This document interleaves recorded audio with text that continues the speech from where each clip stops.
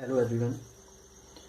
जैसा कि आपने लास्ट वीडियो में देखा था, मैंने ऑटो ट्रांसफार्मर डिस्कस किया था। तो उसका कंस्ट्रक्शन, ठीक है, वो ट्रांसफार्मर से कैसे, टू वाइंडिंग ट्रांसफार्मर से कैसे अलग होता है। उसमें सिंगल इलेक्ट्रिकल वाइंडिंग होती है, ठीक है, और उसको दो पार्ट में डिवाइड किया जाता है, एज इनपुट एंड आउटपुट। और हमने उसमें देखा था कि यह किस तरीके से हम उसकी कैलकुलेशंस करते हैं, how we find out the input power and how we find out the output power as well as voltage and currents. इस वीडियो में मैं आपको बताऊंगा कि ऑटो ट्रांसफार्मर और टू वाइंडिंग ट्रांसफार्मर में क्या डिफरेंस है, ऑटो ट्रांसफार्मर के क्या एडवांटेजेस हैं, क्या डिसएडवांटेजेस हैं, as well as auto transformer और टू वाइंडिंग ट्रांसफार्मर के बीच में क्या डिफरेंस है। और फिर फर्दर हम एक न्यूमेरिकल उस पर सॉल्व करेंगे, ठीक है। तो शुरू करते हैं। जो फर्स्ट एडवांटेजेस है, ये मैंने ऑलरेडी कुछ नोट्स लिखे हुए हैं, तो I will just explain the notes to you. तो जो फर्स्ट एडवांटेज है ऑटो ट्रांसफार्मर का, वो क्या है, वेट ऑफ कंडक्टर मटेरियल। इसका मतलब क्या है कि जो कंडक्टर हम यूज़ कर रहे हैं ऑटो ट्रांसफार्मर में as well as two winding transformer में, तो बेसिकली वाइंडिंग्स के लिए हमें कंडक्टर की रिक्वायरमेंट होती है, ठीक है। करंट फ्लो कंडक्टर्स के थ्रू ही होता है, ठीक है।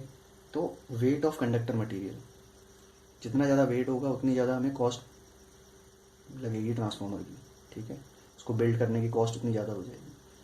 तो जो वेट ऑफ कंडक्टर मटेरियल है वो ऑटो ट्रांसफार्मर में बहुत कम होता है। कैसे कम होता है, तो बेसिकली वेट किसी भी कंडक्टर का वो उसके क्रॉस सेक्शन एरिया पे और लेंथ ऑफ द कंडक्टर पे डिपेंड करता है, ठीक है। क्रॉस सेक्शन एरिया कितना है और लेंथ कितनी है। और क्रॉस सेक्शन एरिया किस पे डिपेंड करता है, करंट पे, और लेंथ डिपेंड करती है नंबर ऑफ टर्न्स पे, ठीक है। तो लेट से अगर ये एक ऑटो ट्रांसफार्मर है, इसके दो पार्ट्स हैं, ए डैश और B B dash. B B dash से मैंने आउटपुट लिया है V2 और ए डैश से मैंने इनपुट लिया है V1। ए और बी डैश से मैंने इनपुट लिया है पूरा V1, ठीक है। तो ए डैश के अक्रॉस कितना कंडक्टर यूज़ होगा वो किस पे डिपेंड करेगा, उसका वेट उसके नंबर ऑफ टर्न्स पे, क्योंकि नंबर ऑफ टर्न्स किसके प्रोपोर्शनल है, लेंथ के, और उसके क्रॉस सेक्शन एरिया पे। जो लेंथ ऑफ कंडक्टर हमने ली है उस कंडक्टर का क्रॉस सेक्शनल एरिया कितना है, तो क्रॉस सेक्शन एरिया किस पे डिपेंड करेगा, करंट पे। तो ए डैश से करंट इज I1 और इसके अक्रॉस नंबर ऑफ टर्न्स कितने हैं, N1 माइनस N2, ठीक है। N1 माइनस N2 क्यों है, क्योंकि N2 टर्न्स सेकेंडरी के होंगे ट्रांसफार्मर के और N1 टर्न्स प्राइमरी के होंगे, ठीक है। तो इसके टर्न्स कितने हो जाएंगे, N1 माइनस N2।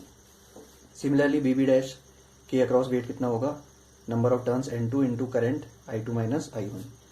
तो टोटल कंडक्टर का वेट कितना हो गया, ए से लेके बी डैश तक, टोटल वेट इज इन दोनों का समीशन। तो बेसिकली ये क्या है, I into N is nothing but ये MMF है एक तरीके से, ठीक है। तो यहाँ पे कितना आ जाएगा, I1 into N1 minus N2 plus I2 minus I1 into N2, ठीक है। तो ये क्या हो गया, twice of N1 minus N2 into I1। जब आप इसको सॉल्व करोगे तो बेसिकली हमें ये ध्यान देना है कि जो MMF है ट्रांसफार्मर का वो सेम रहता है, I2 इंटू N2। ये रेशियो I1 और I2 N2 का रेशियो सेम रहेगा, ठीक है। अब हमने क्या देखना है कि ये इक्वल हो गए। ये है ऑटो ट्रांसफार्मर के लिए total weight. Similarly two winding transformer में टोटल वेट कितना आएगा, अब उसमें हमारे पास दो अलग अलग वाइंडिंग्स है। जैसे यहाँ पे हमने एक सिंगल वाइंडिंग ले रखी है, ए से लेके बी डैश तक, उसके दो पार्ट किए हैं। टू वाइंडिंग ट्रांसफार्मर में क्या होता है कि दो अलग अलग वाइंडिंग्स होती हैं, प्राइमरी सेकेंडरी, ठीक है। सेम वाइंडिंग नहीं होती है, वहाँ पे मैग्नेटिक आइसोलेशन होता है, मैग्नेटिकली वो सेपरेटेड होती हैं वाइंडिंग्स, ठीक है। यहाँ पे कोई सेपरेशन नहीं है, ये पूरी इलेक्ट्रिकली कनेक्टेड है एक दूसरे से। तो टू वाइंडिंग में हमारे पास टोटल वेट कितना आएगा, N1 I1 into N2 I2, ठीक है। तो इसको हम क्या लिख सकते हैं, ट्वाइस ऑफ I1 N1। अब जब हम इन दोनों का रेशियो लेंगे, ऑटो ट्रांसफार्मर और टू वाइंडिंग, ये ऑटो ट्रांसफार्मर है और ये टू वाइंडिंग है, ठीक है। इन दोनों का रेशियो जो आएगा वो फाइनली आएगा 1 माइनस K, जहाँ पे K क्या है आपका, K इज ट्रांसफॉर्मेशन रेशियो, ठीक है। ये ट्रांसफॉर्मेशन रेशियो है। ट्रांसफॉर्मेशन रेशियो क्या होता है, N2 बाय N1 इसके। अब अगर हम इस इक्वेशन को देखते हैं दोबारा, तो अगर मेरी K की वैल्यू जितनी स्मॉल होगी, क्लोज टू जीरो, ठीक है। तो weight of conductor material in two winding and auto transformer वो दोनों बराबर हो जाएंगे जितनी क्लोज टू 1 होगी, ठीक है। तो अगर मैं इसको यहाँ पे दोबारा से सेम इक्वेशन को वापस लिखता हूँ, तो weight auto transformer is equals to weight two winding minus K times of weight two winding, यही होगा जो प्रीवियस इक्वेशन थी उससे यही बन के आएगा। और फाइनली जब मैं इसको auto transformer to winding minus weight two winding, ठीक है। तो टू वाइंडिंग में से आप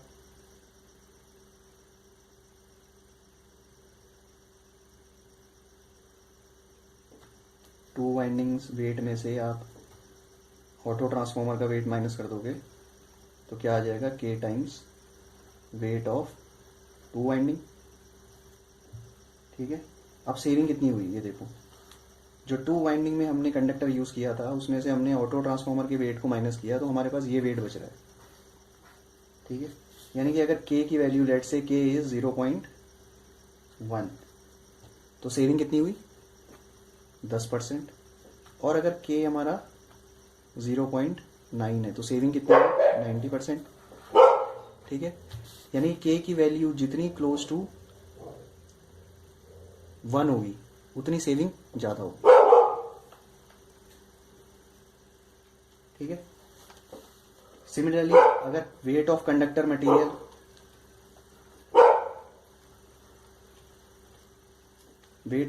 इज सेव्ड तो उससे क्या एडवांटेज है कि जो हमारी डायमेंशंस हैं ट्रांसफॉर्मर की वो डायमेंशंस हमारी रिड्यूस हो जाएंगी, विंडो एरिया हमारा रिड्यूस हो जाएगा, कोर लेंथ हमारी रिड्यूस हो जाएंगी, ठीक है। उससे क्या होगा, कोर लेंथ अगर रिड्यूस हो गई तो ट्रांसफॉर्मर का वेट ऑटोमेटिकली डिक्रीज हो जाएगा। तो सेविंग इन कंडक्टर से हमारे ट्रांसफॉर्मर का ओवरऑल वेट डिक्रीज हो रहा है, ठीक है। अदर एडवांटेजेस हैं क्योंकि हम कंडक्टर मटेरियल कम यूज कर रहे हैं तो लॉसेस कम होंगे, ठीक है। एफिशिएंसी इंप्रूव कर जाएगी ऑटो ट्रांसफॉर्मर के केस में, ठीक है। तो एफिशिएंसी क्या होगी, इंक्रीज करेगी for auto transformer and losses reduce कर जाएंगे फॉर ऑटो ट्रांसफॉर्मर, ठीक है।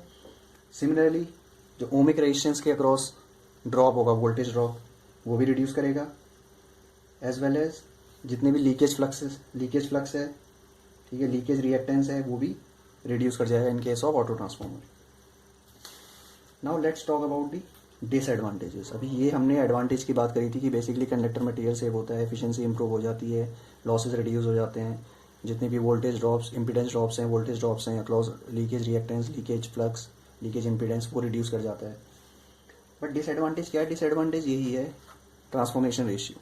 अगर हमने ट्रांसफॉर्मेशन रेशियो जीरो के क्लोज रखा तो जो कंडक्टर सेविंग है वो बहुत लेस होगी, तो हमें ट्रांसफॉर्मेशन रेशियो जो है वो 1 के नियर अबाउट रखना पड़ेगा।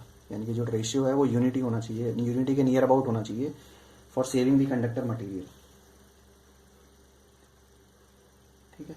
उसके बाद डिसएडवांटेज क्या है, जैसे मैंने आपको सर्किट में बताया था कि ये सर्किट डायरेक्टली कनेक्टेड है, there is no isolation between primary secondary, तो इलेक्ट्रिकल आइसोलेशन नहीं है। तो यहाँ पे क्या है कि हाई वोल्टेजेस डेवलप हो सकती हैं, लेट से प्राइमरी वोल्टेज हमारी बहुत ज़्यादा है, ठीक है, और सडनली हमारा सेकेंडरी लोड जो है वो ओपन सर्किट हो गया, तो एक डेंजरस हाई वोल्टेज इस लोड के अक्रॉस जनरेट हो जाएगी। अगर हमारा इनपुट बहुत हाई है और सडनली हमारा लोड यहाँ से डिस्कनेक्ट हो गया तो इसके अक्रॉस बहुत हाई वोल्टेज जनरेट हो जाएगी, जो कि अगर कोई टेक्नीशियन वहाँ पे काम कर रहा है तो उसको डैमेज हो सकती है, ठीक है।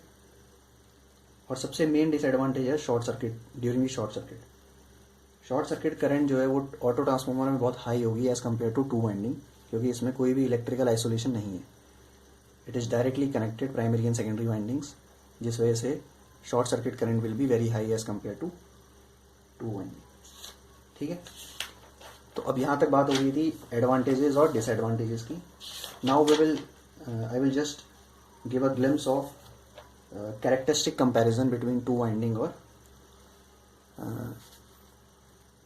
ऑटो ट्रांसफॉर्मर के बीच में characteristic comparison. Basically ratings, power rating किस में ज़्यादा होती है, ठीक है, लॉसेस किस में ज़्यादा होते हैं, किस में कम होते हैं। एज मैंने आपको पहले ही बता दिया है कि ऑटो ट्रांसफॉर्मर में लॉसेस कम होंगे, तो पावर रेटिंग किस में ज़्यादा होगी, इम्पीडेंस ड्रॉप किस में ज़्यादा होगा, वोल्टेज रेगुलेशन किस तरीके से बिहेव करता है, और short circuit current. Short circuit current obviously आपको बता दिया कि ऑटो ट्रांसफॉर्मर में ज़्यादा होती है, क्योंकि वहाँ पे कोई इलेक्ट्रिकल आइसोलेशन नहीं है, ठीक है।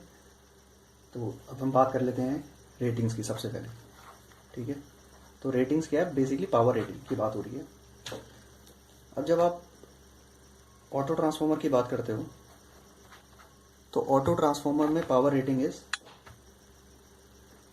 Input voltage V1, input current I1, ठीक है। सर्किट से आपको पता था V1 और I1। दूसरी क्या होगी power rating, which is equal to V2,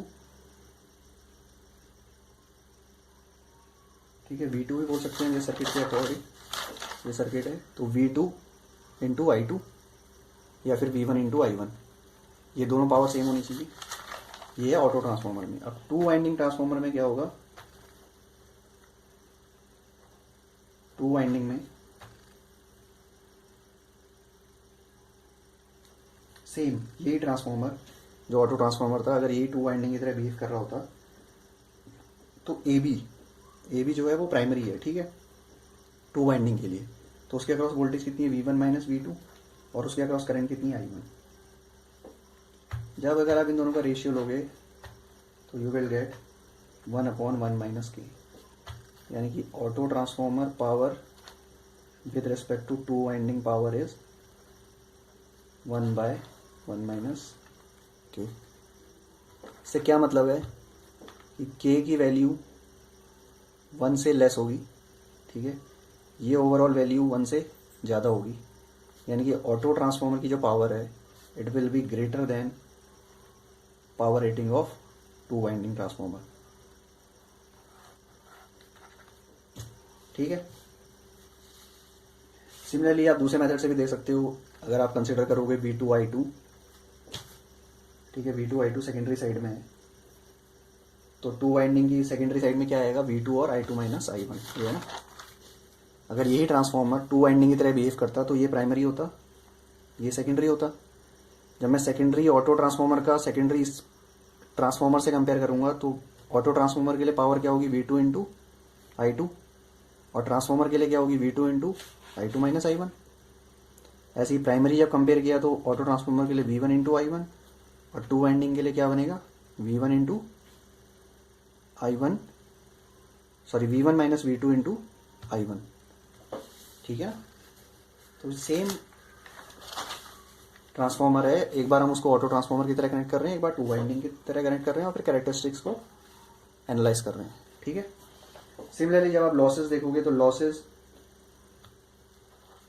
losses में क्या होगा, auto transformer per unit losses, ठीक है। जनरल लॉसेस जो हैं वो दोनों में सेम रहते हैं, क्योंकि कुछ भी डिफरेंट नहीं है, करंट वोल्टेज सब कुछ सेम है ऑटो ट्रांसफॉर्मर और टू वाइंडिंग में जब आप उनको एक दूसरे से कन्वर्ट करते हो। लेकिन जो पर यूनिट लॉसेज हैं वो ऑटो ट्रांसफॉर्मर में हो जाएंगे 1 minus K times to winding transformer, per unit losses, ठीक है। सेम चीज़ आपकी इम्पीडेंस ड्रॉप के साथ भी है, इम्पीडेंस ड्रॉप भी 1 माइनस के टाइम हो जाता है। शॉर्ट सर्किट करंट फिर रेटिंग की तरह हो जाती है, जैसे यहाँ पे रेटिंग ज़्यादा है, ऑटो ट्रांसफॉर्मर में रेटिंग ज़्यादा है as compare to two winding, short circuit current भी ऑटो ट्रांसफॉर्मर में is greater as compare to two winding transformer, and losses impedance drops are less in auto transformer as compare to two winding transformer, ठीक है। तो यहाँ तक हमने देख लिया है कि अब एडवांटेजेस और डिसएडवांटेज क्या हैं ऑटो ट्रांसफॉर्मर के as compare to two winding, as well as characteristic comparison हमने किया है कि if we convert two winding transformer into auto transformer और auto transformer into two winding transformer, तो कैसे पावर रेटिंग में फ़र्क पड़ेगा, इम्पीडेंस ड्रॉप में फ़र्क पड़ेगा, लॉसेस में फ़र्क पड़ेगा, बेसिकली पर यूनिट लॉसेस में, और जो शॉर्ट सर्किट करंट है in case of short circuit क्या चेंज आएगा if we compare auto transformer and two winding transformer, ठीक है। क्लियर है। तो यहाँ तक आप एक बार इसको फिर से रिवाइज कर लेना। इसके बाद नेक्स्ट वीडियो में मैं इससे रिलेटेड 2 न्यूमेरिकल्स अपलोड करूँगा ऑटो ट्रांसफॉर्मर से रिलेटेड, उसमें आपको थोड़ा सा आइडिया मिल जाएगा कि पावर रेटिंग कैसे चेंज होती है अगर हम टू वाइंडिंग को ऑटो ट्रांसफॉर्मर में कन्वर्ट करते हैं, और कैसे एफिशिएंसी हम फाइंड आउट करते हैं, कैसे हम input power output power find out करते हैं, किस तरीके से हम डिसाइड करते हैं कि करंट कितनी फ्लो करेगी, किस डायरेक्शन में फ्लो करेगी, स्टेप अप होगा कि स्टेप डाउन होगा। ठीक है, तो इस वीडियो में इतना ही है। Thank you for watching this.